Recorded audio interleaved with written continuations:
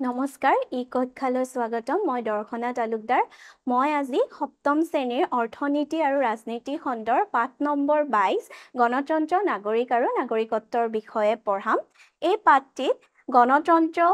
কি গণতন্ত্ৰৰ প্ৰকাৰ আৰু বৈশিষ্ট্য লগতে নাগৰিক আৰু নাগৰিকত্বৰ বিষয়ে আমি ভালদৰে আলোচনা কৰিম এতিয়া ছাত্ৰ-ছাত্ৰী সকল তোমালোকে গণতন্ত্ৰৰ বিষয়ে হয়তো আগতে পঢ়িছা হয়নে গণতান্ত্ৰিক শব্দটো শুনিছা গণতন্ত্ৰ শব্দটো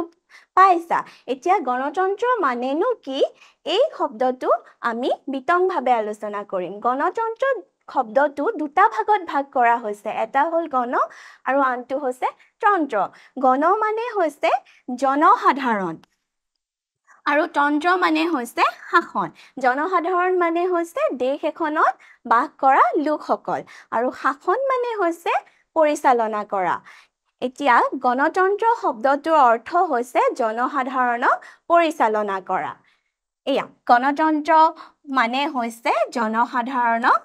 শাসন কৰা বা পৰিচালনা কৰা এই গণতন্ত্ৰৰ কিছুমান বৈশিষ্ট্য আছে সেই বৈশিষ্ট্যসমূহ পূৰণ হ'লেহে দেশ এখনৰ শাসন ব্যৱস্থা গণতন্ত্ৰ শাসন ব্যৱস্থা বুলি ক'ব পাৰি গণতন্ত্ৰৰ প্ৰথম বৈশিষ্ট্যটো হ'ল গণতন্ত্ৰৰ দৃষ্টিত সকলো মানুহ সমান হয় আমাৰ দেশখনত জাতি বৰ্ণ ভাষা নিৰ্বিশেষে বহুতো মানুহ আছে কিন্তু গণতন্ত্ৰৰ দৃষ্টিত এই মানুহবোৰ সমান হয় কোনো তাত উচ্চ নিচ নহয় তাৰ পিছত গণতন্ত্ৰ জনকল্যাণমুখী ব্যৱস্থা গণতন্ত্ৰই সদায় জনসাধাৰণৰ কল্যাণৰ বাবে কাম কৰে জনসাধাৰণৰ ভালৰ বাবে কাম কৰে তৃতীয় বৈশিষ্ট্যটো হৈছে নিৰ্বাচন এই নিৰ্বাচন শব্দটো তোমালোকে হয়তো শুনিছা আমাৰ ইয়াত মাজে মাজে নিৰ্দিষ্ট সময়ৰ মূৰত নিৰ্বাচন হয় আৰু নিৰ্বাচনত কি হয় নিৰ্বাচনৰ দিনা ভোট দিয়া হয় আৰু নিৰ্বাচনত দুটা বা তাতোধিক ৰাজনৈতিক দল থাকে দুটা বা তাতকৈ অধিক ৰাজনৈতিক দল থাকে আৰু সেই দলৰ প্ৰাৰ্থী থাকে আৰু সেই দলৰ প্ৰাৰ্থী যেতিয়া নিৰ্বাচনত জয়যুক্ত হয় আৰু সকলোবোৰ প্ৰাৰ্থী লগ লাগি চৰকাৰ গঠন কৰে গণতন্ত্ৰত চৰকাৰৰ বাহিৰেও আন এটা দল থাকে সেইটো হ'ল বিৰোধী দল আৰু বিৰোধী দলে কি কৰে চৰকাৰৰ যিবোৰ কাম-কাজ তাৰ ওপৰত চকু ৰাখে চৰকাৰৰ বেয়া ভাল কামবোৰ বিবেচনা কৰে আৰু নিৰ্বাচনত গণতন্ত্ৰ ব্যৱস্থাত আমি ভোটদানৰ অধিকাৰ পাওঁ আমি নিৰ্বাচনত ভোট দিও নে নাই তোমালোকে হয়তো নিদিয়া এতিয়া তোমালোকৰ বয়স কম সেই কাৰণে ভোট নিদিয়া কিন্তু যেতিয়া প্ৰাপ্তবয়স্ক হবা তেতিয়া ভোটদান কৰিব পাৰিবা এই নিৰ্বাচন ব্যৱস্থাত ভোটদানৰ অধিকাৰ সকলো নাগৰিকে পায় এই কেইটা হ'ল গণতন্ত্ৰৰ বৈশিষ্ট্য এতিয়া গণতন্ত্ৰৰ প্ৰকাৰো আছে গণতন্ত্ৰৰ প্ৰকাৰবোৰনো কি সেই বিষয়ে আমি আলোচনা কৰো আহা প্ৰথমটো হৈছে প্ৰত্যক্ষ গণতন্ত্ৰ যি গণতন্ত্ৰত জনসাধাৰণে চৰকাৰৰ শাসন ব্যৱস্থাত পোনপটীয়া অংশগ্ৰহণ কৰে তাকে প্ৰত্যক্ষ গণতন্ত্ৰ বোলে চৰকাৰৰ শাসন ব্যৱস্থাত যেতিয়া জনসাধাৰণে প্ৰত্যক্ষভাৱে পোনপটীয়াকৈ অংশগ্ৰহণ কৰিব পাৰে সেইটো ব্যৱস্থা হ'ল প্ৰত্যক্ষ গণতন্ত্ৰ এতিয়া প্ৰত্যক্ষ গণতন্ত্ৰ বহুত দেশতে নাই হ'লেও আগতে এখন দেশত আছিল সেইখন হ'ল গ্ৰীক নগৰ ৰাষ্ট্ৰসমূহত প্ৰত্যক্ষ গণতন্ত্ৰ আছিল তাত নাগৰিকে বা জনসাধাৰণে নিজে চৰকাৰ গঠন কৰিছিল এইটো হ'ল প্ৰত্যক্ষ গণতন্ত্ৰ লগতে আন এটা গণতন্ত্ৰ আছে সেইটো হ'ল পৰোক্ষ গণতন্ত্ৰত জনসাধাৰণে চৰকাৰ পৰিচালনা নকৰি তেওঁলোকে মাজে সময়ে নিৰ্বাচন কৰি দিয়া প্ৰতিনিধিসকলৰ দ্বাৰা চৰকাৰ পৰিচালনা কৰা হয় তাকে পৰোক্ষ গণতন্ত্ৰ বোলে এই গণতন্ত্ৰত কি হয় জনসাধাৰণে নিজে পোনপটীয়াভাৱে অংশগ্ৰহণ নকৰে তেওঁলোকে কি কৰে নিৰ্বাচিত প্ৰতিনিধিসকলে চৰকাৰ গঠন কৰি জনসাধাৰণৰ কল্যাণৰ বাবে কাম কৰে আৰু এই পৰোক্ষ গণতন্ত্ৰ ব্যৱস্থাটো আমাৰ ভাৰত ইংলেণ্ড ৰাছিয়া দেশত প্ৰচলন আছে ভাৰতত কি হয় মাজে মাজে নিৰ্বাচন অনুষ্ঠিত হয় তাত প্ৰাৰ্থীবোৰ জয়যুক্ত হয় আৰু সেই সকলো প্ৰাৰ্থী লগ লাগি কি গঠন কৰে চৰকাৰ গঠন কৰে সেই ব্যৱস্থাটোৱে হৈছে পৰোক্ষ গণতন্ত্ৰ এতিয়া আমি পঢ়িম নাগৰিক দেশৰ নাগৰিকনো কি সেই বিষয়ে আমি পঢ়িম চোৱা নাগৰিক হৈছে এখন দেশৰ স্থায়ীভাৱে বসবাস কৰা লোক এখন দেশত এজন ব্যক্তিয়ে যদি জন্মৰ পৰাই এই দেশখনত আছে তেতিয়া হলে সেই দেশখনৰ তেও নাগৰিক হ'ব ধৰা ভাৰতীয় লোক এজনে জন্ম ভাৰততে হৈছে আৰু ভাৰততে তেও স্থায়ীভাৱে বসবাস কৰে তেতিয়া তেও ভাৰতীয় নাগৰিক হয় এই নাগৰিকসকলে ৰাষ্ট্ৰই দিয়া সকলো সুবিধা গ্ৰহণ কৰিব পাৰে সুবিধাৰ লগতে তেওঁলোকে অধিকাৰো পায় এই অধিকাৰসমূহ হৈছে পৌৰ অধিকাৰ আৰু ৰাজনৈতিক অধিকাৰ পৌৰ অধিকাৰ মানেনো কি পৌৰ অধিকাৰ মানে হৈছে কিছুমান অধিকাৰ যিবোৰ পৌৰ অধিকাৰত সন্নিবিষ্ট হৈ আছে যেনে জীৱন ৰক্ষাৰ অধিকাৰ মতামত প্ৰকাশৰ অধিকাৰ ব্যক্তিগত স্বাধীনতা অধিকাৰ জীৱন ৰক্ষাৰ অধিকাৰ মানে কি হয় জীৱন ৰক্ষাৰ অধিকাৰ মানে হৈছে তোমাৰ জীৱনটো কেনেকৈ ৰক্ষা কৰিব পাৰা সেইটোৱে জীৱন ৰক্ষাৰ অধিকাৰ আৰু যেতিয়া নাগৰিকে তেওঁৰ নিজৰ মত প্ৰকাশ কৰিব পাৰে সেইটো হ'ল মত প্ৰকাশৰ অধিকাৰ আৰু ব্যক্তিগত স্বাধীনতাৰ অধিকাৰ তোমাৰ নিজৰ পছন্দৰ কামবোৰ কৰাই হ'ল ব্যক্তিগত স্বাধীনতাৰ অধিকাৰ এই সকলোবোৰ অধিকাৰ পৌৰ অধিকাৰৰ ভিতৰত পৰে লগতে আন এটা অধিকাৰ আছে সেইটো হ'ল ৰাজনৈতিক অধিকাৰত কি পোৱা যায় ভোটদানৰ অধিকাৰ পোৱা যায় আমাৰ ভাৰতবৰ্ষত কেতিয়া নাগৰিকসকলে ভোটদান কৰে 18 বছৰ বয়সত নাগৰিকসকলে ভোটদান কৰে হয়নে তোমালোকে বাৰু এতিয়া ভোটদান কৰা নেকি নকৰা নহয় তোমালোকে যেতিয়া 18 বছৰ হ'ব তেতিয়াহে ভোটদান কৰিব পাৰিবা লগতে ৰাজনৈতিক অধিকাৰৰ আন এটা অধিকাৰ হ'ল নিৰ্বাচনত প্ৰতিদ্বন্দ্বিতা কৰাৰ অধিকাৰ নিৰ্বাচনতো নিজে অংশগ্ৰহণ কৰিব পাৰি এই দুটা হৈছে পৌৰ আৰু ৰাজনৈতিক অধিকাৰ এতিয়া আমি নাগৰিকসকলেনো কি কৰে সেই বিষয়ে পঢ়িম নাগৰিকসকলে দেশৰ প্ৰতি অনুগত্য প্ৰকাশ কৰে অনুগত্য মানে নাগৰিকসকলৰ কিছুমান দায়িত্ব আছে কিছুমান কৰ্তব্য আছে সেই কৰ্তব্য আৰু দায়িত্ববোৰ নাগৰিকসকলে প্ৰদৰ্শন কৰিব লাগে নাগৰিকৰ সুৰক্ষা আৰু নাগৰিকৰ গণতান্ত্ৰিক অধিকাৰ ৰক্ষা কৰাটো চৰকাৰৰ কৰ্তব্য কি দেশৰ যিবোৰ নাগৰিক আছে সকলোকে সুৰক্ষা দিয়া লগতে তেওঁলোকৰ গণতান্ত্ৰিক যিবোৰ অধিকাৰ আছে সেইবোৰ যাতে সুৰক্ষিত হৈ থাকে তাৰ বাবে চকু ৰখা এইবোৰ